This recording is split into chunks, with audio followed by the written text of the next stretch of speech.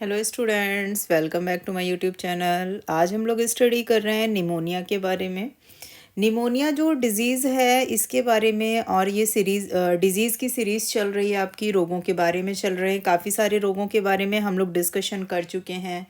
जैसे आपका डेंगू हो गया, आपका मलेरिया हो गया, आपका डायबिटीज़ हो गया, आपका टाइफाइड हो गया। इन सारे डिजीज़ के बारे में हम लोग स्टडी कर चुके हैं। अगर आपने वो वीडियोस नहीं देखे हैं तो आप जाके उनको प्लेलिस्ट में जाके चेक कर सकते हैं। आज हम लोग स्टडी कर रहे हैं निमोनिया के बारे में। देखिए, आप लोग भी जानते हैं कि निमोनिया जो होता है, नॉर्मली सर्दी जुकाम बहुत ज़्यादा जब हो जाता है किसी को, उसको हम लोग निमोनिया बोल सकते हैं। कोविड वाले टाइम पीरियड में आपको निमोनिया के बारे में काफ़ी ज़्यादा देखने को मिला था, क्योंकि उसमें निमोनिया ही बहुत तेज़ी से लंग्स पे अटैक कर रहा था, जिसकी वजह से लोगों का जो डेथ रेशियो था वो बहुत तेज़ होता जा रहा था, और उनको डेथ के लिए बहुत ज़्यादा टाइमिंग नहीं मिल रही थी। यानी बहुत ही जल्दी उनके लंग्स पूरे से ब्लॉकेज हुए जा रहे थे, और उनको सांस लेने में ब्रीथिंग प्रॉब्लम आ रही थी, जिसकी वजह से उनकी डेथ हो जा रही थी। तो आज हम लोग निमोनिया के बारे में कुछ क्वेश्चंस के फॉर्मेट पे स्टडी करेंगे। तो फर्स्ट जो क्वेश्चन है हमारा वो होगा, आपका निमोनिया क्या है। पहले तो हम जानेंगे निमोनिया होता क्या है, फिर हम जानेंगे निमोनिया होता कैसे है, फिर हम निमोनिया के लक्षणों के बारे में जानेंगे, फिर नेक्स्ट क्वेश्चन निमोनिया से बचने के उपाय जानेंगे, फिर हम लोग निमोनिया का जड़ से इलाज जानेंगे, फिर हम निमोनिया के टेस्ट के बारे में। तो आज हम लोग मेनली इन 5 क्वेश्चंस के बारे में स्टडी करेंगे, जो 5 क्वेश्चंस आपके ऊपर वाले हैं कि निमोनिया क्या है, निमोनिया कैसे होता है, निमोनिया के लक्षण क्या क्या होते हैं, निमोनिया से बचने के लिए उपाय क्या होने चाहिए, और निमोनिया का जड़ से इलाज कैसे किया जाता है। तो फर्स्टली हम लोग देखते हैं निमोनिया होता क्या है। तो देखिए, निमोनिया जो होता है, सबसे पहली चीज़ आपको ये ध्यान रखना है कि ये लंग्स में होने वाला एक इन्फेक्शन है। यानी अगर आपसे पूछता है कि निमोनिया कौन से ऑर्गन्स को इफ़ेक्ट करता है, तो वहाँ पे आपको ध्यान रखना पड़ेगा कि लंग्स को इफ़ेक्ट करता है। सबसे ज़्यादा जो निमोनिया होता है वो या तो छोटे बच्चों में होता है, या तो बुज़ुर्ग लोगों में होता है, या फिर जिनकी इम्यूनिटी सिस्टम वीक होता है, तो उनमें आपको निमोनिया ज़्यादातर देखने के लिए मिलेगा। तो ध्यान रखिएगा, निमोनिया किस एज ग्रुप के लोगों को होता है, तो छोटे बच्चों को होता है। एडल्ट्स को कम होता है, एडल्ट्स में उनको होता है जिनकी इम्यूनिटी वीक होती है, और ओल्ड एज लोगों को होता है।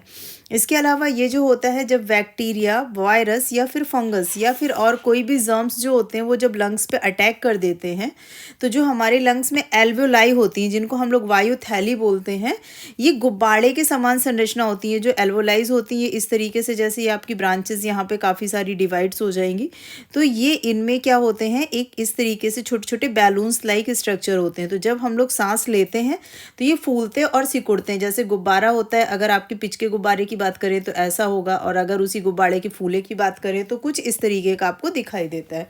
तो ये एल्वोलाइज जो होते हैं, इनमें जब हवा भरती है तो ये फूलते और सिकुड़ते हैं। जब इन एल्वोलाइज में इन्फेक्शन की वजह से या तो लिक्विड भर जाता है, या तो पस भर जाता है, या उसमें स्वेलिंग आ जाती है, तो उससे क्या हो जाएगा, जब लिक्विड भर जाएगा या पस, अगर इसमें हम कुछ यहाँ पे अमाउंट भर दें तो इसमें क्या हो जाएगा, ऑक्सीजन की मात्रा कम हो जाएगी, और जब ऑक्सीजन की मात्रा कम हो जाएगी तो हमें सांस लेने में उतनी ही दिक्कत होने लगेगी। तो उसकी वजह से निमोनिया हो जाता है। यानी ये एल्वोलाइज ब्लॉक हो जाती हैं, और एल्वोलाइज ब्लॉक होने की वजह से ही हमको निमोनिया हो जाता है।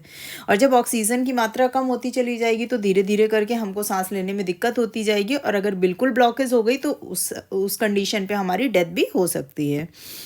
अब आते हैं नेक्स्ट क्वेश्चन की तरफ। नेक्स्ट क्वेश्चन हमारा था निमोनिया कैसे होता है। देखिए, निमोनिया कई तरीके में जो जर्म्स होते हैं वो जब हमारे लंग्स में प्रवेश करते हैं, लंग्स के एल्वोलाई में प्रवेश करते हैं, तो हमें हो जाता है। पहली चीज़ किस तरीके से होता है, तो जब किसी इन्फेक्टेड पर्सन, जैसे किसी को अगर निमोनिया है और आप उसके पास में हैं और उसने बिना मुंह ढके खांसता है या फिर छींकता है, तो उसके जर्म्स जो हैं वो आपके लंग्स में जा सकते हैं ब्रीथिंग के माध्यम से। या फिर कोई पर्सन है जो इन्फेक्टेड पर्सन है, उसके खाने के, उसके पीने के, या फिर उसके वॉमिटिंग के संपर्क में अगर आप आ जाते हैं तो भी आपको निमोनिया होने के चांसेस बढ़ जाते हैं। नेक्स्ट जो फॉर्म होता है, रेयर केसेस में आपके जो बैक्टीरिया और वायरस होते हैं वो ब्लड फ्लो के माध्यम से, के माध्यम से शरीर के किसी दूसरे हिस्से से लंग्स में फैल जाते हैं। जैसे आपके किसी दूसरे लंग्स में ना होके किसी बॉडी के दूसरे ऑर्गेनल में इन्फेक्शन हो गया, बैक्टीरियल या फिर वायरस, और वो धीरे धीरे करके आपके लंग्स में भी फैलने लगे, तो उससे भी निमोनिया कॉज कर सकता है। तो इस तरीके से निमोनिया कैसे होता है उसके बारे में हमने जाना कि अगर कोई इन्फेक्टेड पर्सन है, उसके पास में आप जा रहे हो और वो आपका खांस रहा है, छींक रहा है, तो उससे भी हो जाएगा। उसके अलावा अगर आप इन्फेक्टेड पर्सन के फूड वॉमिटिंग के संपर्क में आ गए तो भी हो जाएगा, या फिर बॉडी के किसी दूसरे हिस्से से। नेक्स्ट जो थर्ड क्वेश्चन है हमारा, वो हो जाएगा निमोनिया के सिम्टम्स, यानी कि लक्षण क्या क्या होते हैं। तो देखिए निमोनिया में होता क्या है, पहली चीज़ तो आपको बुखार आएगा, पसीना निकलेगा, ठंडा लगेगा, थकान लगेगी, कमजोरी लगेगी, आप जो खाना खा रहे हो आपकी भूख में कमी हो जाएगी। दूसरी चीज़, आपको सांस लेने में तकलीफ़ होगी या सांस लेने में बहुत ही ज़्यादा कठिनाई हो रही है, आपके सीने में दर्द हो रहा है। जब आप सांस लेते हो तो वो दर्द और ज़्यादा बढ़ रहा है, मतलब सांस ले रहे हो या फिर खांसते हो तो उसमें वो दर्द बढ़ता जाता है। आपकी जो दिल की धड़कन है, यानी जो आपकी हार्ट बीट है, वो तेज़ होने लगती है। खांसी में बलगम या फिर कफ आने लगता है, जो हरे, पीले या फिर ब्लड के कलर का भी हो सकता है। और इस स्पेशली जो ओल्ड एज लोग होते हैं ना, उनमें कभी कभी भ्रम की कंडीशन भी आ जाते हैं, और छोटे बच्चों में बेसिकली उल्टी और दस्त वाले कंडीशन ही दिखाई देती है। तो ये सारे लक्षण अगर आपको दिख रहे हैं तो एक बार डॉक्टर के पास जाके निमोनिया के बारे में पता ज़रूर कर लीजिए। नेक्स्ट जो क्वेश्चन है हमारा, वो है निमोनिया से बचने के लिए आपको क्या क्या उपाय करने चाहिए। तो देखिए निमोनिया से बचने के लिए हमें क्या क्या उपाय करने चाहिए। तो सबसे पहली चीज़ तो हमें वैक्सीन लगवाना चाहिए। उसके बाद अपने हाथों को बार बार धुलना चाहिए। खांसते या छींकते समय हमें अपना मुंह और नाक को ढक के रखना चाहिए। और अगर किसी बीमार या इन्फेक्टेड पर्सन के संपर्क में आप जा रहे हो तो वहाँ पे तो स्पेशली मास्क का यूज़ करिए। अगर किसी को जुकाम या खांसी है, बीमार लोगों के संपर्क में आने से बचना चाहिए। अगर आप स्मोकिंग करते हैं तो स्मोकिंग को छोड़ दीजिए, क्योंकि स्मोकिंग सबसे ज़्यादा आपके लंग्स को नुकसान पहुंचाती है। स्मोकिंग में जो आपका स्मोक होता है, जो धुआं होता है, वो आपके लंग्स में जाके पूरा कार्बन का फॉर्म जमा कर देता है। इसके अलावा आपको डेली बैलेंस डाइट लेना चाहिए, डेली एक्सरसाइज करना चाहिए, स्ट्रेस नहीं लेना चाहिए।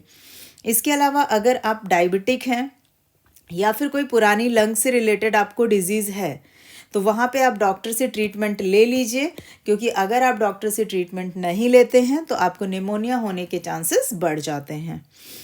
इसके बाद नेक्स्ट जो क्वेश्चन है, आज का हमारा लास्ट क्वेश्चन है, निमोनिया को जड़ से ख़त्म करने के लिए हमें कौन कौन से इलाज करने चाहिए। तो सबसे पहली चीज़ तो आप एंटीबायोटिक मेडिसिन ले सकते हैं, एंटीवायरल मेडिसिन ले सकते हैं, एंटी फंगल मेडिसिन ले सकते हैं। वो डिपेंड करता है कि आपको किस टाइप का निमोनिया है उसके लिए। इसके बाद में जो निमोनिया के सीरियस पेशेंट्स होते हैं, सीरियस मामलों में वेंस एंटीबायोटिक्स या फिर ऑक्सीजन थेरेपी यूज़ की जाती है। लेकिन वेंस एंटीबायोटिक थेरेपी के लिए और ऑक्सीजन थेरेपी के लिए आपको हॉस्पिटल में एडमिट होना मस्ट होता है। इसके अलावा अगर आपको बुखार हो गया या खांसी जैसे लक्षण आपको दिखाई दे रहे हैं तो ओवर द काउंटर मेडिसिन भी यूज़ करके आप उनसे आराम ले सकते हैं। इस तरीके से आज हमने निमोनिया को मेन 5 क्वेश्चंस उसके डिस्कस किए हैं। बाकी के क्वेश्चंस नेक्स्ट वीडियो में डिस्कस करेंगे।